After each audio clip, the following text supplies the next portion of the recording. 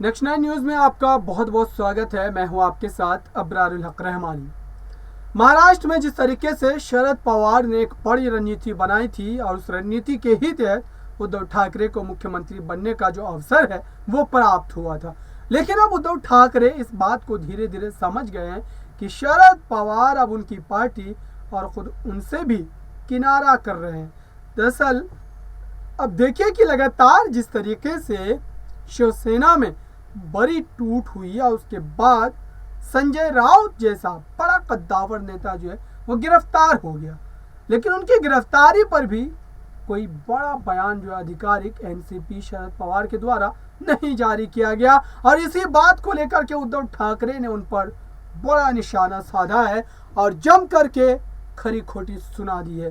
दरअसल उद्धव ठाकरे ने एक बड़ी गलती कर दी थी और वो गलती थी महाराष्ट्र में एनसीपी के उस सियासी जाल में फंसना।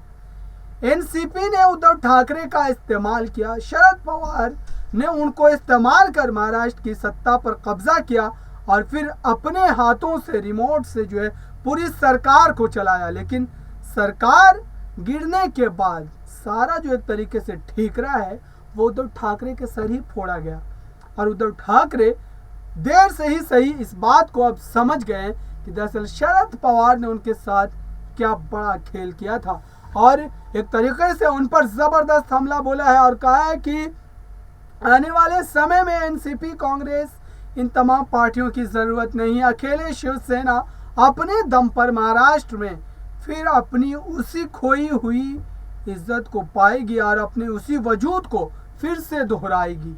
ये दावे जो है उद्धव ठाकरे के द्वारा किए गए हैं, लेकिन क्या बीजेपी और एकनाथ शिंदे जिस मजबूती के साथ आज महाराष्ट्र की राजनीति में नजर आ रहे हैं उनके सामने उद्धव ठाकरे की सियासी रणनीति टिक पाएगी, ये देखने वाली बात होगी।